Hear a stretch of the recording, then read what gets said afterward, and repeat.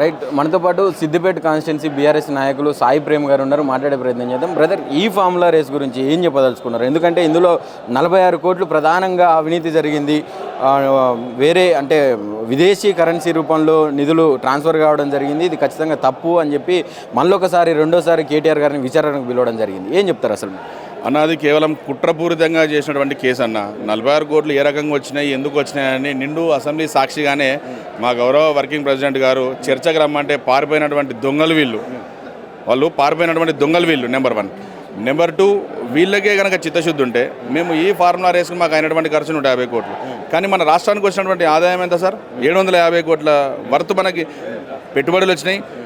ఇతర దేశాల నుంచి కూడా మన రాష్ట్రానికి పెట్టుబడి ఇచ్చిన సందర్భం మనం చూసినాం సార్. వీళ్ళు ఏం చేశారు సార్? అందాల బామల పోటీలను పెట్టారు సార్. 300 కోట్లు. మహిళలంటే మేము గౌరవిస్తాం సార్. కానీ వాళ్ళని తీసుకొచ్చి ఏం చేశారు సార్? ఇక్కడ తెలంగాణ సమాజం తలదించుకునే విధంగా, కనీసం నోటితో చెప్పలేని విధంగా కూడా వాళ్ళు మిస్బిహేవ్ చేస్తే పాపం వాళ్ళు వాళ్ళ బాధని చెప్పుకోలేక వాళ్ళు విత్డ్రా నుంచి మన పోటీల నుంచి విత్డ్రా అయ్యి వాళ్ళు తిరిగి వెళ్ళడం జరిగింది సార్. ఇంకొక మెయిన్ ఇంటెన్షన్ ఏంటంటే సార్, ఈ ఫార్ములా రేస్ గురించి అసెంబ్లీ సాక్షిగా గౌరవ వర్కింగ్ ప్రెసిడెంట్ గారు బీఆర్ఎస్ పార్టీ కేటీఆర్ గారు, నేను లై డిటెక్టర్ పరీక్షకైనా మేము సిద్ధమే, మేము అన్ని విధాలుగా సహకరించడానికి మేము సిద్ధంగా ఉన్నాము, మీరు ఎన్ని క్వశ్చన్స్ అని అడగండి, మా దగ్గర పారదర్శకంగా డాక్యుమెంటెడ్ ప్రూఫ్తో మేము ప్రొడ్యూస్ చేస్తామని ఫస్ట్ టైం చెప్పిండు. ఇప్పుడు చెప్తాడు. మళ్ళీ వాళ్ళు అడిగినాడు, మేము అదే ఆన్సర్ చెప్తాం. వాళ్ళ మనసులో ఏముందంటే నన్ను వీళ్ళు జైలుకు పంపారు. ఎందుకు పంపినాం జైలుకు మా ప్రభుత్వం? నువ్వు ఓటుకు నోటు దొంగవు కాబట్టి, 50 లక్షల రూపాయల క్యాష్తోని దొరికిన దొంగవు కాబట్టి మేము జైలుకు పంపినాం. నువ్వు మమ్మల్ని అంటే నేను జైలుకు పోయినా కాబట్టి నువ్వు జైలుకు పోయాను ఇంటెన్షన్ ఏమన్నా? పోటీలా నువ్వు పోటీపడు. ఎక్కడ పోటీపడు? మాకంటే మెరుగైన పాలన చేయి, ప్రజలకు మాకంటే మెరుగైన పథకాలు తీసుకుంటారా, ప్రజలకు మాకంటే మంచి పథకాలు తీసుకొచ్చి వాళ్ళ మెప్పు పొందు. ఇవాళ నువ్వు ఏం చేసినావు సార్? రైతులకు ఇస్తానటువంటి రైతు భరోసా అక్కడనే పెండింగ్ ఉన్నది. రేపో మాపో పంటలు స్టార్ట్ అవుతాయి, నాట్లు వేయడం స్టార్ట్ అవుతుంది. నువ్వు ఇంకెప్పుడు ఇస్తావు? ఇప్పుడు వేద్దామంటే నీ దగ్గర డబ్బులు లేవు, ఉన్నా ఇచ్చే పరిస్థితి లేదు. లోకల్ బాడీ ఎలక్షన్స్కి పోతా అంటున్నావు.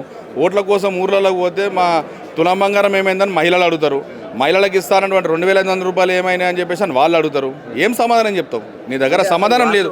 నీకు కావాల్సింది సంచలనము వార్తలకు సంబంధించి మాత్రమే నీ విజ్ఞతను ప్రదర్శిస్తున్నావు.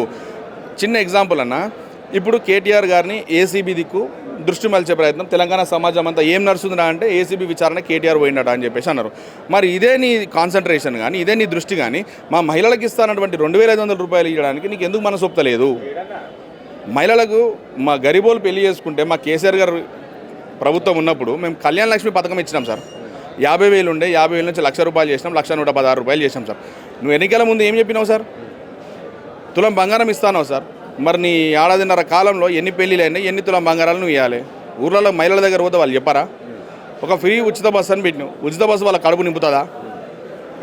చిన్న ఎగ్జాంపుల్ సార్, చిన్న ఎగ్జాంపుల్. మా ప్రభుత్వం ఉన్నప్పుడు ఎవరైనా రైతు చనిపోతే వారం రోజులు వాళ్ళ 11 days ప్రోగ్రామ్ కానీ వాళ్ళ ఫార్మాలిటీస్ ఫినిష్ అయ్యే కంటే ముందే కన్సర్న్ ఏఓ ఆఫీసర్ ద్వారా, అప్పుడున్నటువంటి ఎల్ఐసి పాలసీస్ ద్వారా ఇమీడియట్లీ 5 లక్షల రూపాయలు ఒక గుంట భూమి ఉన్నోళ్ళు కానీ, ఎకరం భూమి ఉన్నోళ్ళు కానీ, 2 ఎకరాలు ఉన్నోళ్ళు కానీ, రైతు పేరు మీద భూమి ఉంది అంటే వివిధ కారణాల చేత రైతు చనిపోతే కుటుంబానికి భరోసాగా మా ప్రభుత్వం నిలబడ్డది, మా పార్టీ నిలబడ్డది సార్. చెప్పుకుంటే సిగ్గుపోతా సార్. జనగామ నియోజకవర్గం బచ్చరంపేట మండలంలో ఒక రైతు చనిపోతే, పాపం నిరుపేద రైతు, ట్రాన్స్ఫారం కాడ కరెంటు పెట్టకపోతే చనిపోయిండు. ఆయనకు ఈ రోజు దాకా కూడా కనీసం రైతు బీమా వచ్చిన పరిస్థితి లేదు సార్. సో నీ ఇంటెన్షన్ ఏంటంటే ఈ రాష్ట్ర ప్రభుత్వానికి ఇప్పుడు మన ముఖ్యమంత్రి కుర్చీకి గౌరవం ఇవ్వాలి. ఆయన ఒడ్డుకు నోటు దొంగ కావచ్చు, ఆయన గురించి మేము మాట్లాడడం. మా కేసీఆర్ గారు మాకు సంస్కారం నేర్పారు, మా హరీష్ అన్న గారు మాకు విజ్ఞత నేర్పారు, మాకు డిసిప్లిన్ ఉన్నది. క్రమశిక్షణ కలిగిన బీఆర్ఎస్ పార్టీ కార్యకర్తలుగా మేము ఒకటే రాష్ట్ర ప్రభుత్వాన్ని విజ్ఞప్తి చేస్తూ ఉన్నాము. డైవర్షన్ పాలిటిక్స్ కాకుండా మీరు పాలనపై దృష్టి పెట్టండి, ప్రజలకు ఇస్తానటువంటి సంక్షేమ పథకాలను అందించండి. చిన్న ఎగ్జాంపుల్ సార్, గ్రాడ్యుయేషన్ అయిన పిల్లలకు, పోస్ట్ గ్రాడ్యుయేషన్ అయిన పిల్లలకు, ఇంటర్మీడియట్ అయిన పిల్లలకు, లేకపోతే డిగ్రీ చేసిన పిల్లలకు మీరు పారితోషకాలు ఇస్తా అన్నారు సార్. ఎంతమందికి ఇచ్చారు సార్? 10th పాస్ చేసిన పిల్లలకు కొంత పారితోషికం ఇస్తా అన్నారు అంబేద్కర్ అభయ పథకం కింద. బయటికి ఇండియన్ ఓవర్సీస్ స్కాలర్షిప్ కింద SC ST పిల్లలని బయటికి పంపిస్తా అన్నారు. ఎంతమందికి ఎన్ని డబ్బులు ఇచ్చినావు సార్? నువ్వు శ్వేతపత్రం విడుదలై అరే భయ్ మా ప్రభుత్వం వచ్చి వన్ ఇయర్ కాలమైంది, 1 year కాలంలో SC ST పిల్లలు బయట దేశాన్ని చదువుకొని వేరు, ఇంతమందికి పంపినా, ఇన్ని పైసలు ఖర్చు అయినాయని చెప్పు. నువ్వు చేసింది లేదు కదా ఆడ. మా ప్రభుత్వం ఏమో మేము ప్రజల సంక్షేమం కోసం పనిచేసుకుంటూ పోయినాం. నువ్వు పని చేసుకున్నది కాకుండా కేవలము కాంట్రాక్టర్లకు బిల్లులు ఇప్పించి కమిషన్లు దుబ్బిపోయే ప్రయత్నంలో ఉన్నావు తప్ప ఇలా మా కేటీఆర్ గారు ఈ ఫార్ములా వేస్తారు. ఈ ఫార్ములా రేస్ ఉన్నప్పుడు ఎన్ని దేశాలు వచ్చినా నీకు తెలుసా సార్? ఎన్ని దేశాలు పాల్గొన్నాయి ఈ రాష్ట్ర ముఖ్యమంత్రికి తెలుసా? వాళ్ళు రావడంతో పాటు వాళ్ళని మెప్పొందించడానికి వాళ్ళ కంపెనీలు మన రాష్ట్ర ప్రభుత్వంలో పెట్టుబడులు పెడితే ఆ పెట్టుబడులు ఎక్కడెక్కడ పెట్టారు ఏం కదా అనేది మేము అసెంబ్లీ సాక్షిని వివరించినాం కదా సార్. ఇప్పుడు మా అంటే ఏం చేస్తారు సార్? విచారణ చేస్తారు, అరెస్ట్ చేస్తా అంటారు. అరెస్ట్ చేస్తే ఏమవుతుంది సార్? అంటే మేము తెలంగాణ ఉద్యమం మేము కొట్లాడలేదా?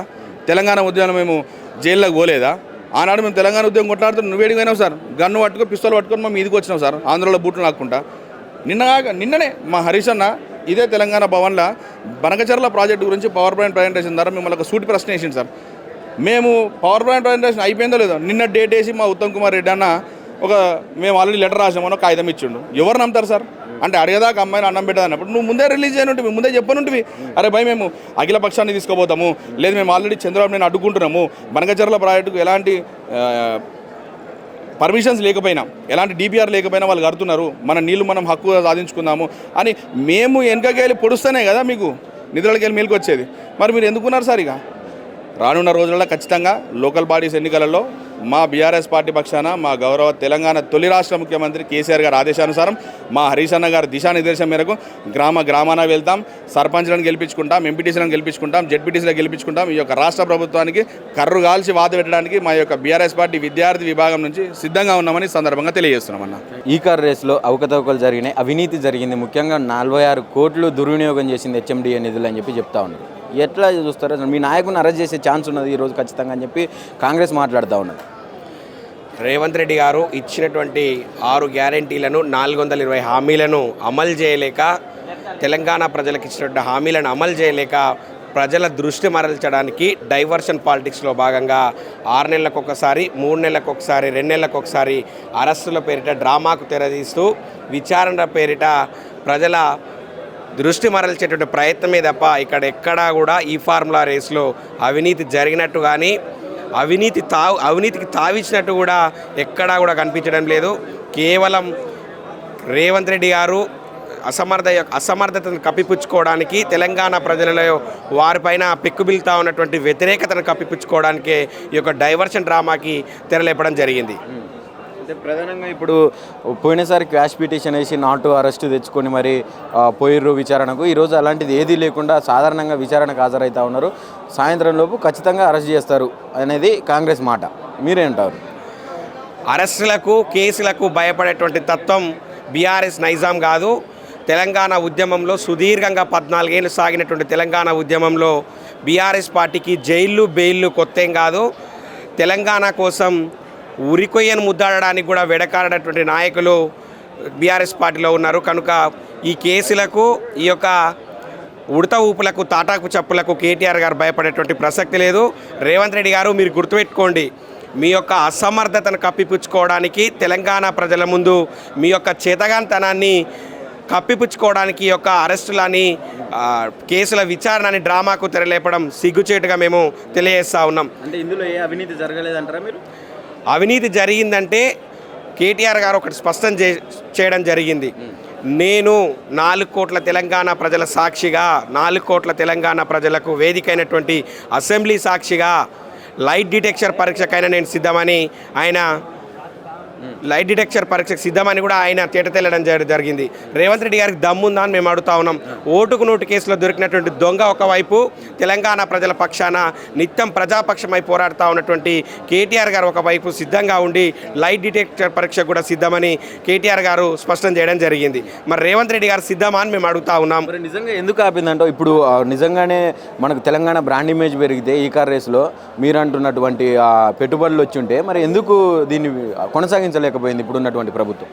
ఫార్ములా ఈ రేస్తో కేటీఆర్ గారు హైదరాబాద్ బ్రాండ్ పెంచి ఈ యొక్క తెలంగాణను ప్రపంచ పటంలో పెద్దగా చూపించాలనేటువంటి ఉద్దేశంతో ఈరోజు ఈ ఫార్ములా రేస్ని ఇక్కడ నిర్వహిస్తే ఈ యొక్క కేటీఆర్ గారిని బద్నాం చేయాలనేటువంటి కుట్రలో భాగంగా రేవంత్ రెడ్డి సర్కార్ ఈరోజు ఇక్కడ అవినీతి జరిగిందని ఒక ప్రజల్లో లేని విధంగా ఒకటి క్రియేట్ చేసే ప్రయత్నం చేస్తూ ఉన్నది.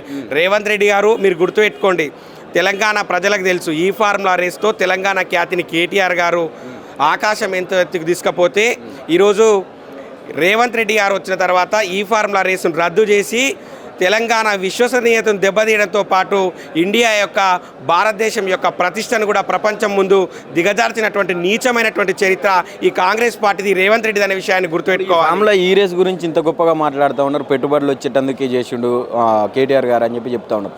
మరి ఇప్పుడున్నటువంటి ముఖ్యమంత్రి గారు నిర్వహించినటువంటి అందాల పోటీల మీద ఎందుకు వ్యతిరేకంగా మాట్లాడుతూ ఉన్నారు? ఆయన కూడా నేను బ్రాండ్ ఇమేజ్ని పెంచడం కోసమే పెట్టినా అని చెప్పి చెప్తా ఉన్నాడు, దానివల్ల పెట్టుబడులు తెస్తా అని చెప్తా ఉన్నాడు. మరి దీన్ని ఎందుకు వ్యతిరేకిస్తూ ఉన్నారు?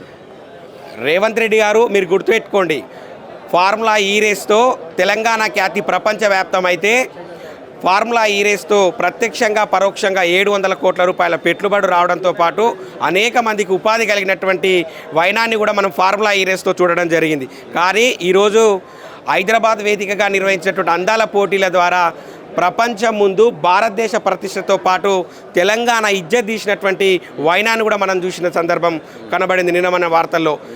అందాల బామల సరసన చేరి వారితో అసభ్యంగా ప్రవర్తిస్తే మిస్ ఇంగ్లాండ్ పోయి ఇంగ్లాండ్ వేదికగా ఆ యొక్క అందాల బామ పోటీలలో నాకు అవమానం జరిగిందని ప్రపంచానికి తెలియజేసే విధంగా తెలంగాణ ప్రతిష్ట దిగదార్చే విధంగా మాట్లాడినటువంటి వ్యాఖ్యలు కూడా మనం చూడడం జరిగింది. దీన్ని బట్టి చూస్తూ ఉన్నది రేవంత్ రెడ్డి గారికి కేటీఆర్ గారికి నక్కకు నాగలో కనుకున్నటువంటి తేడా ఉండదనే విషయాన్ని కూడా యావత్తు తెలంగాణ ప్రజలకు తెలుసు.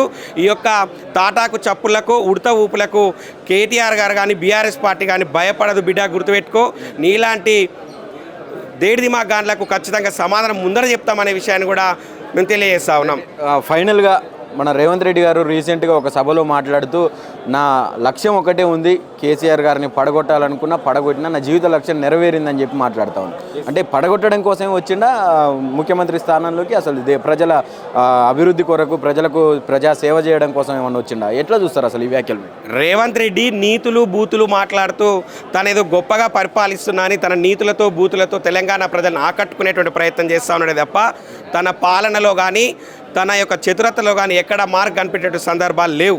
రేవంత్ రెడ్డి గారు ఒకటే నమ్ముకున్నారు, తెలంగాణ ప్రజలని 3 నెలలకు ఒకసారి 2 నెలలకు ఒకసారి ప్రతిపక్ష నాయకులను టార్గెట్ చేస్తూ కేసులతోటి అరెస్టులతోటి తెలంగాణ ప్రజల మదిని డైవర్ట్ చేసే ప్రయత్నమే తప్ప ఇక్కడ ఏం లేదు.